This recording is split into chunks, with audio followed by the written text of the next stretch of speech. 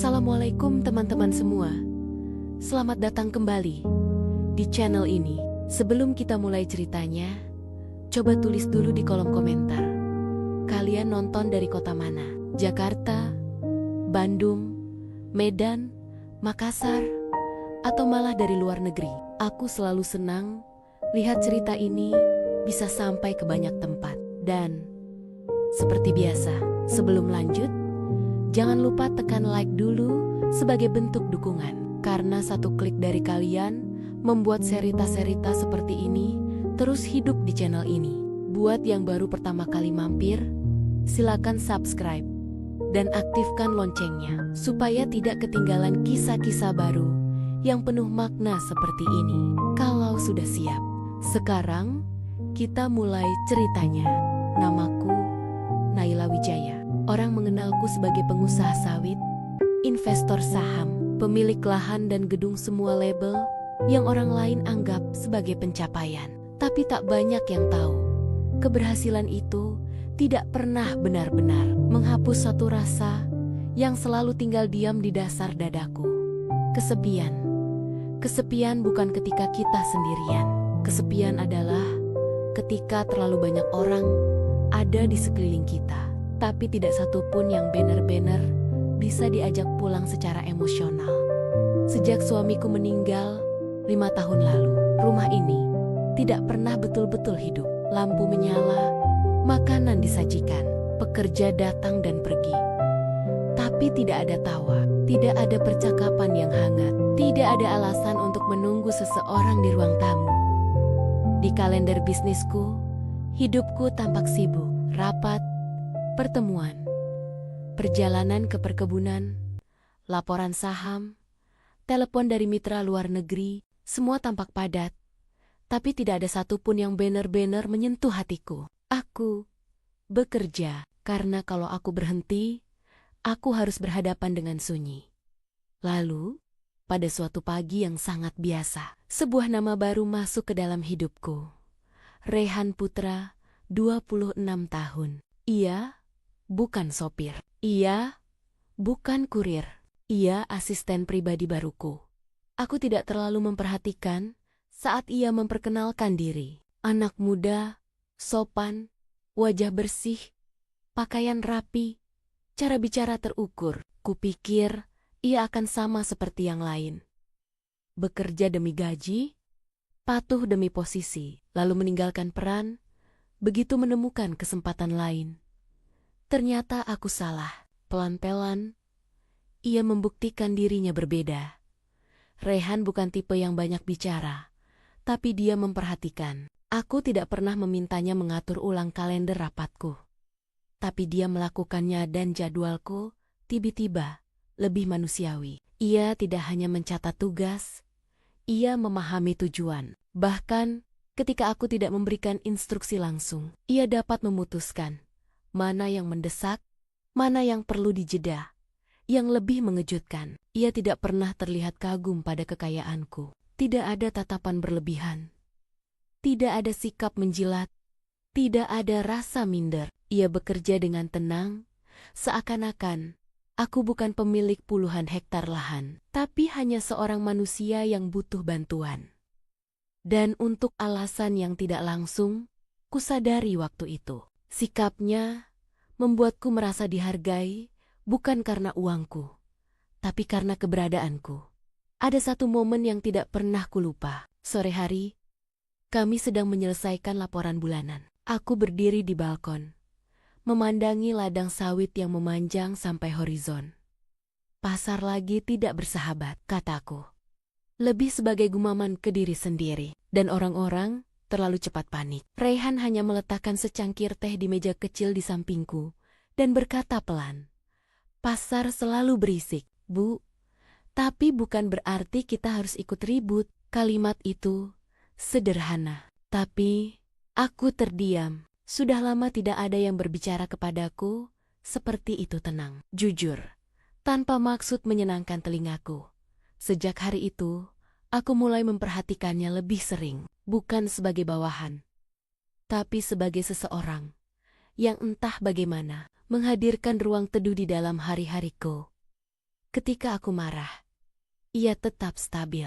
Ketika aku diam, ia tetap hadir. Ketika aku lelah, ia tidak menawari motivasi kosong. Ia hanya menyiapkan apa yang kubutuhkan. Tanpa diminta dan tanpa kusadari, ada satu perasaan yang tumbuh perlahan. Bukan jatuh cinta. Belum. Tapi rindu akan dimengerti.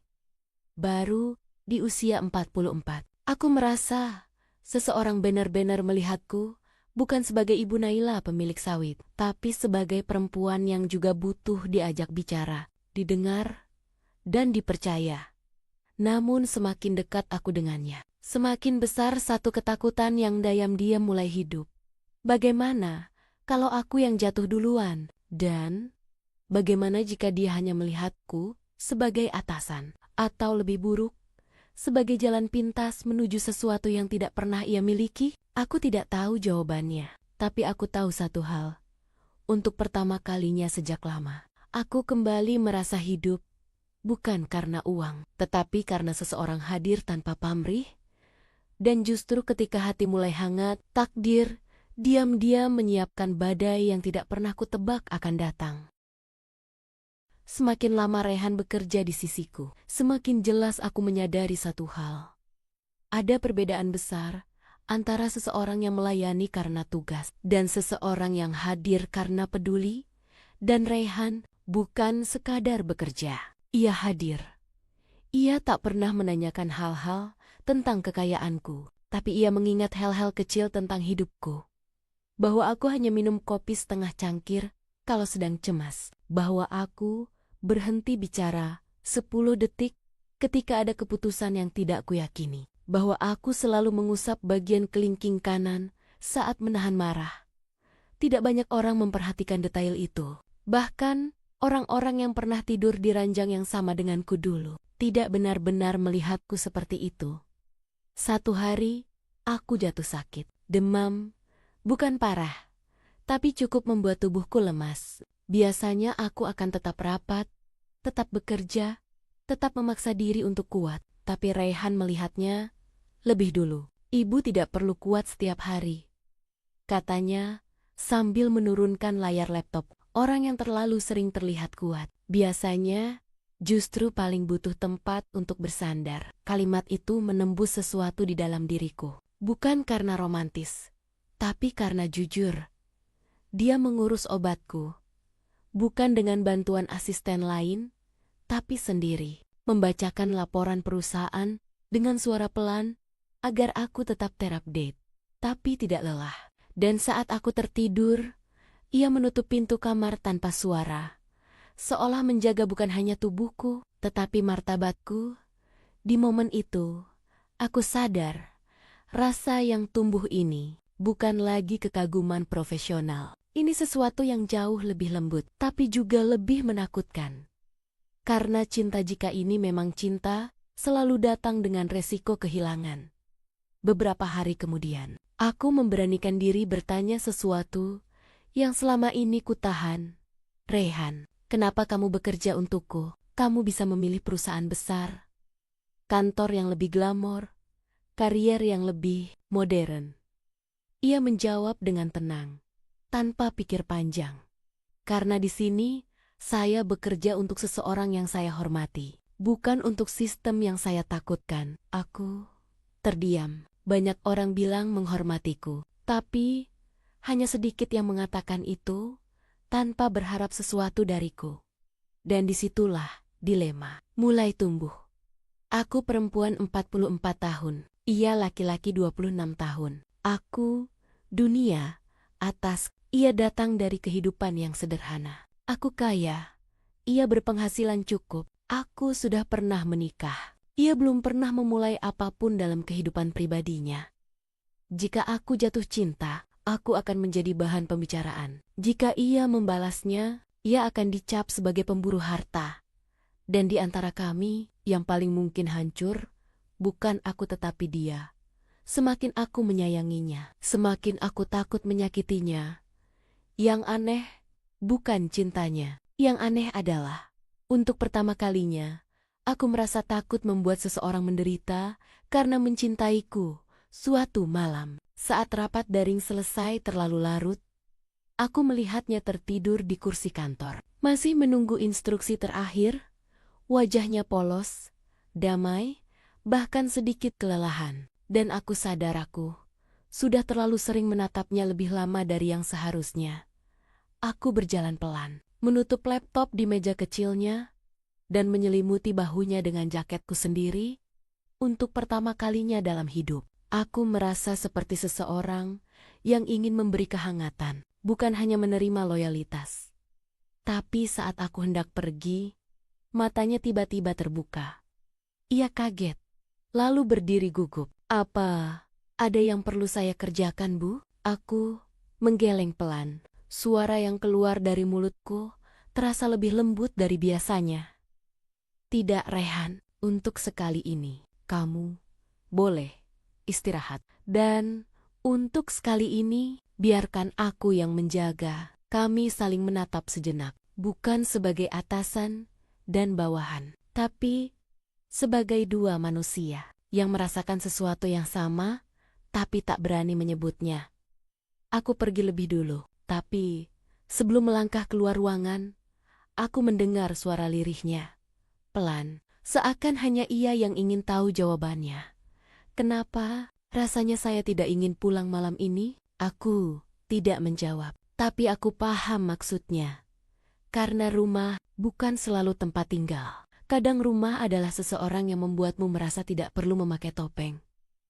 Dan aku takut bahwa aku mulai menemukannya di dia.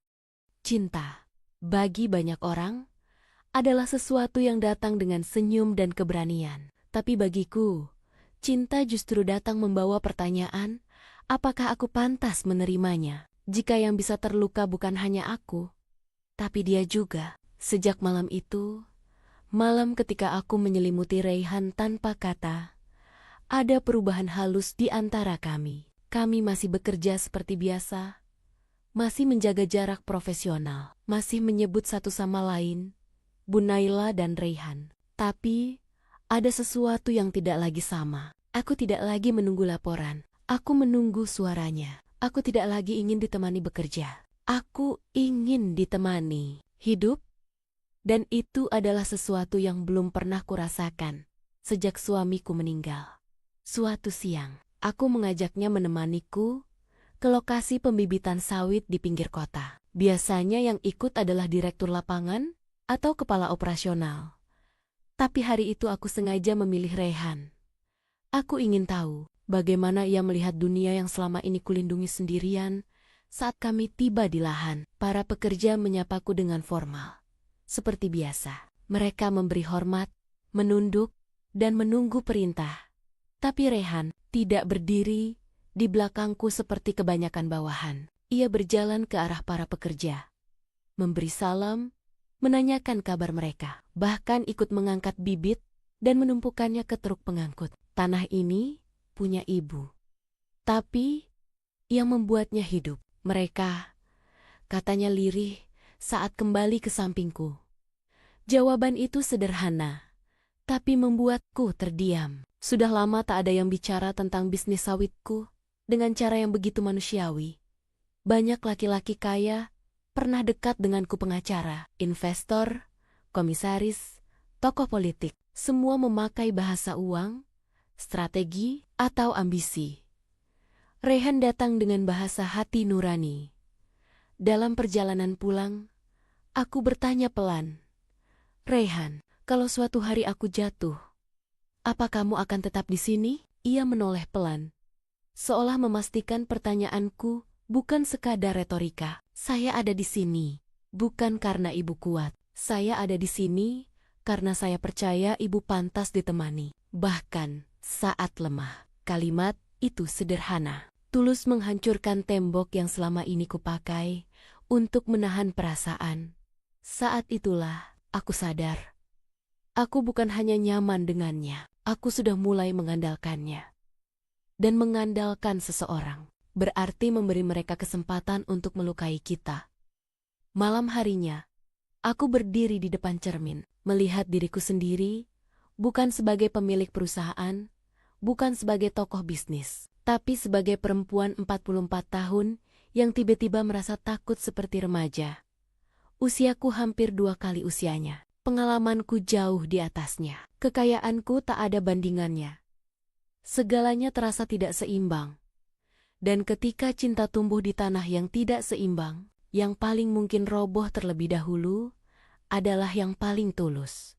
Aku tahu, jika perasaan ini kubiarkan tumbuh dalam diam, Rehan akan menjadi orang yang disalahkan.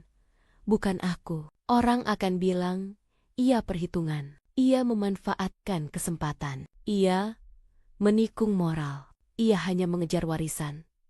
Dan aku akan disebut korban yang tertipu laki-laki muda. Padahal nyatanya, akulah yang lebih dulu jatuh. Semua ketakutan itu memuncak di sebuah malam hujan. Kami lembur di ruang kerja. Listrik sempat mati karena petir, dan ruangan hanya diterangi lampu darurat. Tiba-tiba, gelap itu membuat segala hal yang biasa terasa formal, menjadi terlalu jujur untuk disembunyikan. Aku mendengar Rehan bicara pelan, seperti seseorang yang tidak lagi kuat menahan sesuatu. "Bu Naila, boleh saya jujur?" Hatiku berdegup. Ada sesuatu dalam suaranya yang tidak lagi terdengar seperti pekerjaan. Aku mengangguk. "Silakan." Ia menatapku, bukan sebagai atasan, bukan sebagai pemilik perusahaan, tapi sebagai perempuan yang ia hargai. Saya sering takut, bukan karena saya tidak mampu mengurus pekerjaan ibu, tapi karena saya takut. Saya mulai peduli lebih dari seharusnya. Dadaku berdesir. Kata lebih dari seharusnya seperti kunci yang membuka pintu yang selama ini kutahan rapat. Aku menatapnya, menunggu, dan ia melanjutkan dengan suara yang sedikit bergetar. "Saya tahu siapa ibu di mata dunia, tapi saya lebih sering memikirkan siapa ibu ketika dunia sudah berhenti bicara." Kalimat itu adalah pengakuan tanpa menyebut kata cinta. Pengakuan yang paling indah yang pernah kudengar sejak kehilangan suamiku. Dan untuk pertama kalinya, aku tidak bisa menyembunyikan perasaanku lebih lama. Aku hanya berkata, "Kalau aku bilang, aku juga takut hal yang sama. Apa kamu akan tetap bertahan di sini?" Rehan terdiam. Matanya berkaca sedikit. Tapi ia tersenyum kecil. "Kalau itu benar, Bu, maka saya akhirnya tahu bahwa saya tidak berjalan sendirian." Hujan masih turun di luar. Tapi di dalam ruangan itu, untuk pertama kali setelah bertahun-tahun, aku tidak merasa sendirian. Yang tidak kutahu waktu itu adalah takdir sedang mencatat momen itu sebagai awal dari badai besar yang akan menguji semua yang kami rasakan. Dan badai itu bukan datang dari cinta, tapi dari dendam, hukum, tanah, dan orang-orang yang lebih memilih uang daripada hati nurani. Ada satu hal yang selalu kulupa tentang hidup. Bila hati seseorang mulai menemukan ketenangan, dunia luar biasanya tidak akan tinggal diam. Aku baru sempat merasakan hangatnya kemungkinan cinta. Ketika ancaman itu datang, bukan dalam bentuk rumor, bukan komentar publik, tapi dalam bentuk surat resmi dari pengadilan, gugatan sengketa lahan, wilayah Blok C, perkebunan sawit Naila Wijaya. Awalnya aku mengira ini hanyalah gangguan biasa. Perusahaan besar selalu menjadi sasaran tuntutan oportunis. Itu hal yang wajar dalam bisnis. Tapi Rehanlah yang pertama kali menyadari bahwa gugatan ini tidak wajar. "Bu, surat ini diketik rapi, tapi ada satu baris yang janggal. Nama perusahaan lawannya terlalu mirip dengan perusahaan lokal milik Rendra Mahadewa, tapi bukan nama resminya. Mereka seperti menyamarkan identitas untuk menghindari publisitas." Tentu saja, Rendra Mahadewa, pemilik perusahaan sawit saingan yang selama ini bermain di bawah meja. Orang yang pernah mencoba membeli lahanku 2 tahun lalu. Orang yang marah ketika kutolak tawarannya. Orang yang punya cukup uang untuk membuat hukum berpihak pada siapapun yang ia pilih. Aku mulai mengumpulkan tim advokat. Rapat diadakan, dokumen dipelajari, Tapi semakin dalam diselidiki, semakin jelas bahwa ada data internal yang bocor, beberapa petalahan, salinan kontrak, dan laporan pajak hanya bisa diakses oleh 2 orang di perusahaan. Aku dan Gilang Sembara, kepala keuanganku selama 11 tahun. Gilang adalah orang yang dulu diperkenalkan suamiku, pria yang selama ini kupercaya, lebih dari yang seharusnya, pria yang kutanggapi seperti keluarga. Raihan menatapku dengan ragu, seolah tak ingin menyakitiku dengan dugaannya. Bu, saya belum punya bukti lengkap, tapi banyak data yang dibocorkan. Bukan dari hacker, dari orang dalam. Aku memaksakan senyum. Jangan tuduh dulu, Raihan. Gilang sudah bersamaku sebelum kamu ada di sini. Tapi tatapan Raihan tidak berubah. Ia tidak membantah, tapi juga tidak menarik ucapannya. Sore itu, kami ke kantor pusat. Aku ingin memastikan sendiri bahwa semua sistem aman. Dan di sana, aku melihat sesuatu yang membuat dadaku terasa lebih dingin dari ruang ber-AC itu. Gilang tampak gugup saat aku masuk. Kertas di mejanya terlipat tergesa. Laptopnya ditutup terlalu cepat. Dan yang paling mencurigakan, USB flash drive kecil di tangannya, yang langsung ia masukkan ke saku saat melihatku. Aku tidak berkata apa-apa, tapi di dalam hati, aku akhirnya mengakui ada sesuatu yang salah. Bukan pada hukum, tapi pada orang yang kuberi kepercayaan. Malamnya Raihan kembali membawa laporan investigasi internal yang ia kerjakan dayam-dayam dengan bantuan staf IT. Dan di situ aku melihatnya dengan mata kepalaku sendiri. Tanggal akses database internal, menggunakan akun Gilang, jam unggah dokumen ke server luar, 2 hari sebelum gugatan diajukan, lama transfer, terlalu cepat untuk sekadar membaca, terlalu tepat untuk disebut kebetulan aku menutup laptop. Tanganku gemetar, tapi bukan karena marah, melainkan karena aku tidak siap kehilangan orang yang kupikir setia. Raihan duduk di depanku, diam, tapi wajahnya berbicara. Ia siap berdiri di sisiku, meski aku masih terdiam dalam penolakan. Bu, kalau ibu izinkan, saya bisa menyelidiki lebih jauh. Bukan secara legal, tapi saya punya kenalan yang bisa menelusuri jejak transaksi Gilang. Aku memandangnya lama. Kenapa kamu mau melakukan ini untukku, Raihan? Ia tidak butuh waktu untuk menjawab. Karena saya tidak tahan melihat ibu diserang dari tempat yang seharusnya melindungi. Itulah pertama kalinya aku merasa bukan lagi seorang pemimpin bisnis, tapi seorang perempuan yang sedang diperjuangkan. Beberapa hari setelah itu, semuanya bergerak lebih cepat dari dugaanku. Raihan berhasil menemukan sesuatu, rekaman CCTV internal yang menunjukkan Gilang bertemu seseorang di parkiran kantor. Seseorang yang ternyata adalah tangan kanan Rendra, dan ada satu objek kecil yang menghubungkan semuanya. Flash drive hitam yang diserahkan Gilang ke orang itu, persis seperti flash drive yang dulu kulihat di sakunya. Tidak butuh ahli hukum untuk memahami apa yang terjadi. Ada pengkhianatan. Dan bukan pengkhianatan biasa. Pengkhianatan yang dilakukan dengan tenang oleh seseorang yang dulu memakai jas ke pemakaman suamiku, memelukku, dan berkata akan setia menjaga perusahaan untukku. Raihan menatapku dengan wajah yang sulit kuterjemahkan. Ada marah, ada iba, ada ketegasan. Bu, kalau perusahaan ini mau selamat, kita harus bersiap perang. Tapi kalau ibu mau tetap utuh sebagai manusia, kita harus siap kalah dalam hal uang. Aku terdiam lama sebelum menjawab. Bagaimana kalau aku kehilangan keduanya? Dan Raihan menjawab dengan suara yang paling pelan, tapi paling menenangkan. Kalau itu terjadi, saya tidak akan jadi orang pertama yang meninggalkan. Dan tanpa ia sadari, kalimat itu menyelamatkan hatiku sebelum ia menyelamatkan perusahaanku. Tapi aku belum tahu satu hal, badai yang akan datang tidak hanya akan menelan bisnis sawitku, tapi mungkin juga hubungan yang sedang kami bangun dayam-dayam.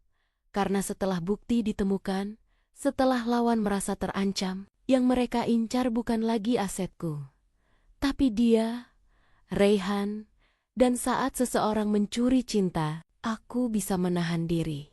Tapi ketika seseorang mencoba mencelakai orang yang kucintai, maka perang itu bukan lagi tentang sawit, tanah, hukum, atau uang, tapi tentang harga dari sebuah kesetiaan. Aku selalu diajari suamiku satu hal. Jangan pernah merasa aman hanya karena punya kebenaran. Orang yang takut pada kebenaran akan selalu mencari cara untuk menguburnya. Malam itu, aku melihat kebenaran yang kami pegang mulai dikeroyok oleh ketakutan orang-orang yang ingin menghapusnya. Raihan datang ke ruang kerjaku dengan wajah tegas. Di tangannya ada flash drive, hitam bentuknya biasa, tapi isinya sanggup membalik gugatan yang dilayangkan pada perusahaanku. Ini salinan bukti transaksi Gilang ke orang Rendra. Ada log akses, rekaman transfer file, dan CCTV parkiran, katanya. Aku menatap perangkat kecil itu seperti menatap pintu keluar dari sebuah ruangan gelap. Kalau ini sampai hilang, Raihan mengangkat satu flash drive lain dari saku kemeja bagian dalam. Saya buat duplikat, yang satu disimpan di tempat aman. Yang ini untuk tim hukum. Aku mengangguk. Kamu tidak perlu ikut ke kantor pengacara malam-malam begini. Ia tersenyum kecil. Saya tidak akan membiarkan ibu jalan sendiri. Kami berangkat dengan mobil 2 unit, tim legal di depan, aku dan Raihan di belakang. Hujan tipis turun, lampu kota memantul di jalan basah. Aku menatap keluar jendela, menghitung ritme lampu, seperti menghitung napas berharap semuanya bisa selesai cepat. Tapi di pertigaan menuju kantor pengacara, 2 mobil gelap memotong jalur kami. Rem berdecit, suara ban menyeret aspal, dan dalam sekejap, 4 pria keluar. 2 di antaranya mengenakan jaket bertuliskan Sioliala Lembaga Resmi. Pintu mobilku dibuka keras. Pemeriksaan mendadak. Ada laporan penipuan dokumen. Raihan bergerak lebih dulu. Ia memposisikan tubuhnya di depanku. Tegas, tapi tidak kasar. Ibu, tidak kemana-mana. Silakan periksa prosedur penahanan dulu. Tunjukkan surat. Sebelum ia selesai, salah satu dari mereka meraih pergelangan tangannya. Flash drive di tangan Raihan terlepas, menggelinding ke bawah kursi. Aku mencoba bangkit. Tapi seorang pria lain menghalangi. Jangan sentuh dia. Suaraku pecah. Mereka tidak mengalah. Malam itu, hujan menjadi saksi ketika kebenaran yang kecil dicoba untuk dirampas oleh ketakutan yang besar. Raihan ditarik keluar mobil. Ia tidak melakukan perlawanan. Hanya menatapku tatapan yang tidak meminta pertolongan, melainkan memastikan aku tidak jatuh. Saya tidak apa-apa, Bu, katanya. Pegang yang satu lagi, kalimatnya putus. Mereka memasang borgol plastik dan memasukkannya ke mobil lain. Sebagian orang di jalan menonton tanpa berbuat apa-apa. Karena begitulah dunia. Berani melihat, takut membantu. Aku ingin mengejar, tapi sopirku menahan. Bu, bahaya. Dalam kekacauan itu, aku melihat seseorang yang memegang ponsel dan merekam kejadian. Aku mendekat, memohon. Tolong kirimkan rekaman itu pada saya. Ia mengangguk. Tangan gemetar. Setidaknya, satu mata malam ini memihak pada kami. Beberapa jam kemudian, sebuah panggilan masuk ke ponsel kantorku. Nomor tak dikenal. Suara di seberang tenang. Terlalu tenang untuk orang yang tidak punya kuasa. Bu Naila, Raihan bersama kami. Kami hanya butuh kerjasama. Ada dokumen yang sebaiknya tidak keluar. Tukar Raihan dengan Naila. Aku berdiri. Anda ingin aku datang sendiri? Ya. Tanpa pengacara. Tanpa polisi. Kalau tidak, Anda tahu betapa mudahnya menciptakan kasus bagi anak muda seperti dia. Aku memejam mata. Ini bukan lagi soal uang. Bukan lagi soal lahan. Ini adalah perang yang menuntut Sandra, orang yang kucintai. Aku menutup telepon itu dengan napas panjang. Di meja, ada serbet linen dari makan malam yang tertunda. Tiba-tiba, rencana lama yang pernah kusiapkan bersama mendiang. Suamiku bangkit ke permukaan rencana untuk saat terburuk. Aku mengambil pulpen. Di serbet itu, aku menulis 3 baris pendek bukan kalimat lengkap. Kode yang hanya bisa dibaca oleh orang yang mengenalku. Singkatan nama Yayasan Amal yang kami dirikan. Tanggal pemindahan, sebagian aset yang sudah kulakukan diam-diam. Dan kode lahan yang bukan milik komersial, kode yang selama ini tidak kusentuh. Karena itu bagian dari warisan yang suci. Serbet itu kulipat rapi dan kuselipkan ke sakuku. Aku meminta sopir mengantarku ke lokasi yang disebut sebuah gudang tua di pinggir kota. Aku tidak membawa pengacara, tidak membawa tim keamanan, hanya membawa keputusan. Di gudang itu, udara lembab, bau besi dan karat bercampur. 2 orang pria berjaga di pintu. Di dalam, Rendra berdiri, rapi, seolah ini hanya pertemuan bisnis biasa. Ibu datang tepat waktu, katanya. Kita selesaikan seperti orang terhormat. Bersedia menyerahkan data yang tidak seharusnya Anda punya. Dan saya akan kembalikan anak itu. Aku menatapnya. Anda menyebutnya anak. Tapi di mataku, dia laki-laki yang tidak menjual keadilan. Rendra tersenyum tipis. Keadilan hanya ada kalau orang seperti Anda membayar mahal. Dari sudut ruangan, aku melihat Rehan tangan terikat. Wajahnya ada bekas memar kecil. Tapi matanya masih sama. Tidak tunduk. Bu, jangan. Suaranya tertahan. Jangan tukar apapun. Aku menatapnya sekejap cukup untuk ia paham bahwa aku sudah memutuskan.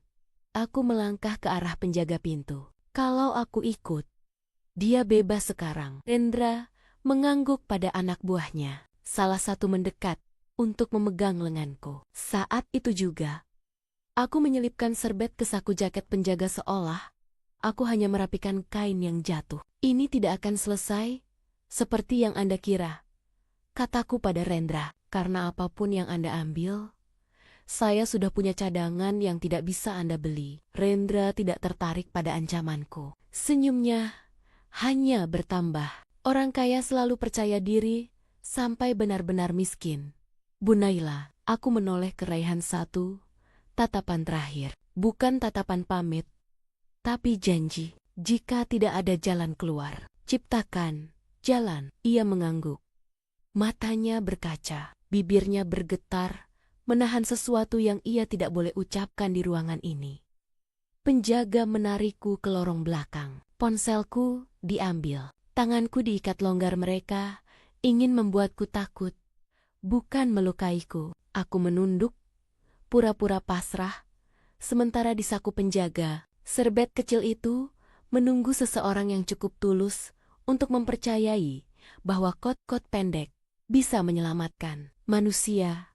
Di luar gudang, suara mesin mobil menyala. Rehan dibawa pergi menuju kebebasan yang ditukar dengan kebebasanku. Aku menutup mata, bukan karena menyesal, tapi karena untuk pertama kalinya, aku memilih kehilangan bukan untuk kalah, melainkan untuk menang di tempat lain.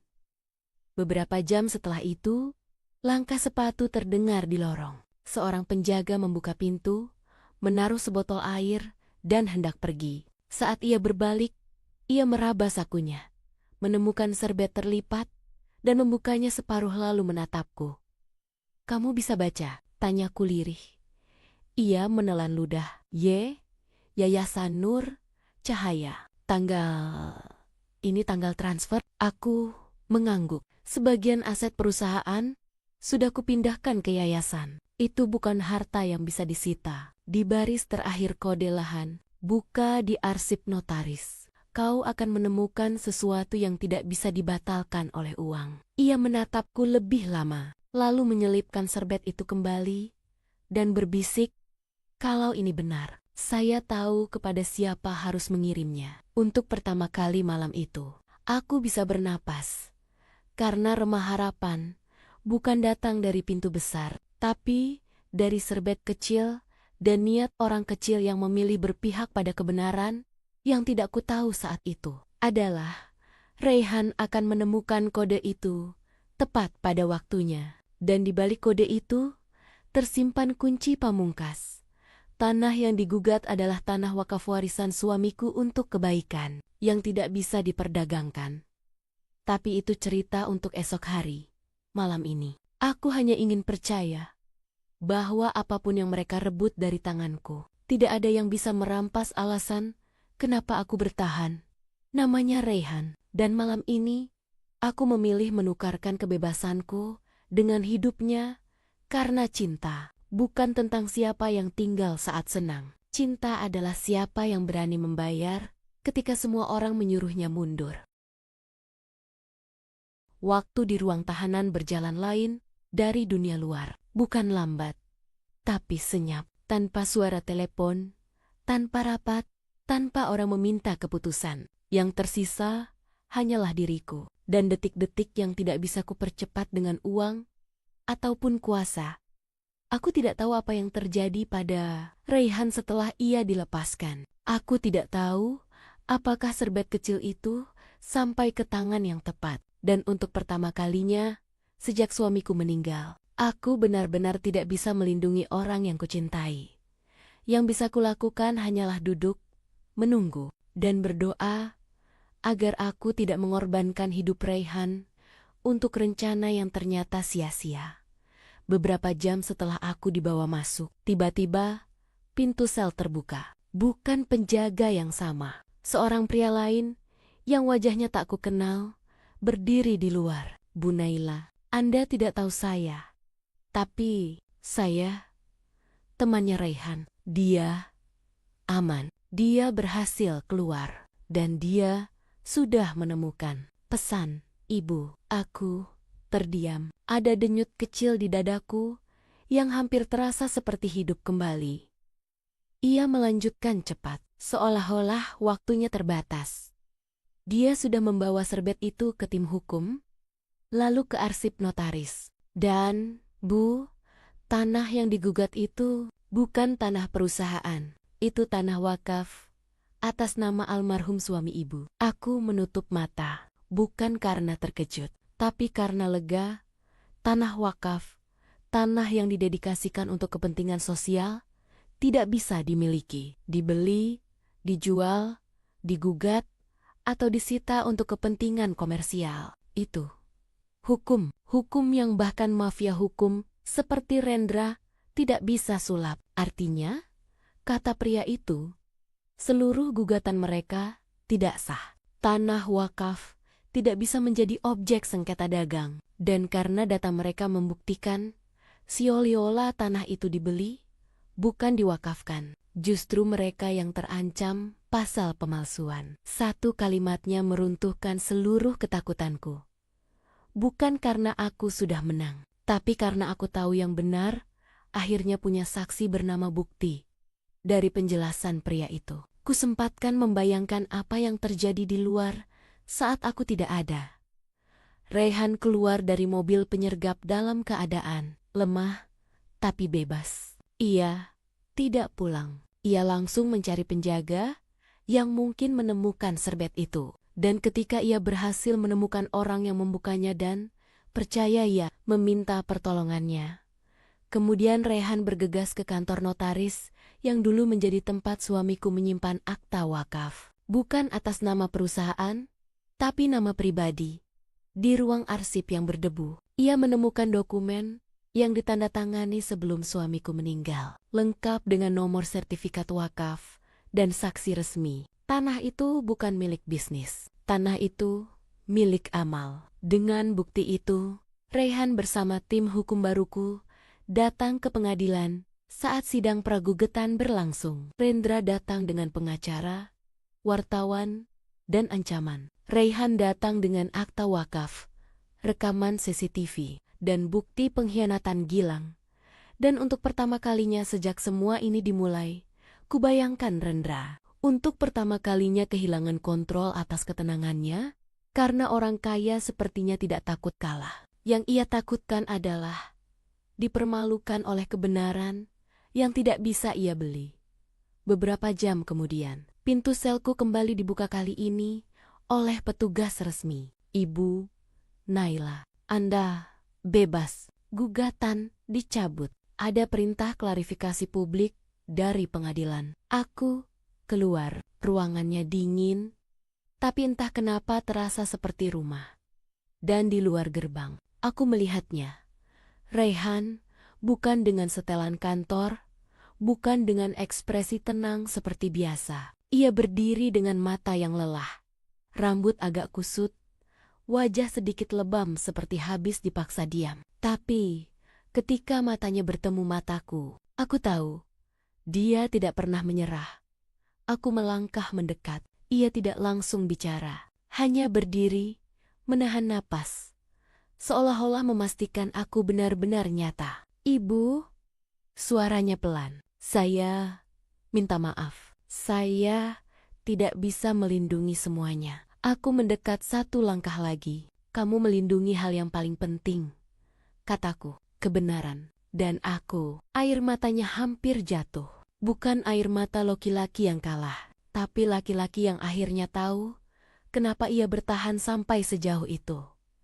Aku menyentuh tangannya untuk pertama kalinya tanpa ragu. Terima kasih, karena kamu tidak pergi saat semua orang menyuruhmu mundur. Dan ia menjawab dengan kalimat yang akan terus kuingat sampai kapanpun. Saya tidak bertahan karena pekerjaan. Bu, saya bertahan karena saya memilih ibu jauh sebelum ibu memilih saya. Dan untuk pertama kalinya, sejak suamiku pergi, aku merasa pulang. Pulang bukan ke rumah, bukan ke rekening bank, bukan ke gelar pengusaha sawit. Aku pulang ke seseorang yang tidak ada di daftar asetku tapi jauh lebih berharga dari semuanya. Namanya Raihan Putra. Dan pada hari ketika semua kekuatanku diambil, dialah yang menuntunku menemukan kekuatan lain yang selama ini hilang. Dicintai bukan karena aku punya segalanya, tapi karena aku masih punya hati. Tapi ini belum akhir cerita. Setelah kemenangan hukum, setelah reputasi dibersihkan, setelah nama baik dipulihkan, aku masih harus menghadapi satu bab terakhir. Bagaimana hidup kami setelah dunia tahu kami saling memilih? Itulah yang akan kuceritakan dalam bagian terakhir. Aku selalu berpikir akhir dari sebuah pertarungan adalah tepuk tangan, kemenangan besar, dan kelegaan yang bisa dirayakan. Ternyata tidak. Kadang, akhir dari pertarungan justru terasa seperti keheningan yang pelen-pelen kembali membentuk hidup baru. Setelah akta wakaf dibuka di pengadilan, gugatan Rendra runtuh dalam hitungan menit bukan karena aku lebih kaya, tapi karena hukum tidak bisa dibeli. Ketika kebenaran punya bukti yang sah, Rendra terpaksa mencabut tuntutan. Gilang orang yang dulu kupanggil keluarga ditetapkan sebagai tersangka penyalahgunaan data perusahaan. Perusahaan saingan kehilangan muka di publik. Dan untuk pertama kalinya, orang-orang yang selama ini membisikkanku untuk diam saja, demi citra, justru datang meminta maaf. Tapi aku tidak merayakan kemenangan itu. Karena ketika badai berakhir, aku hanya ingin satu hal. Tenang. Dan ketenangan tidak selalu datang dari ruang rapat, perusahaan besar, atau harta yang tetap aman. Beberapa minggu setelah itu, aku duduk di teras rumah tanpa jas kerja, tanpa laptop, tanpa tumpukan laporan. Aku menandatangani dokumen penjualan sebagian besar saham sawitku kepada pihak ketiga, bukan karena kalah, tapi karena aku ingin berhenti hidup dengan cara yang membuatku harus selalu siap berperang. Sebagian besar aset lain kupindahkan ke yayasan. Amal yang dulu kujalankan bersama almarhum suami, sebuah yayasan yang bergerak untuk sekolah, pangan, dan rumah ibadah di daerah terpencil. Keputusan itu membuat banyak orang bingung.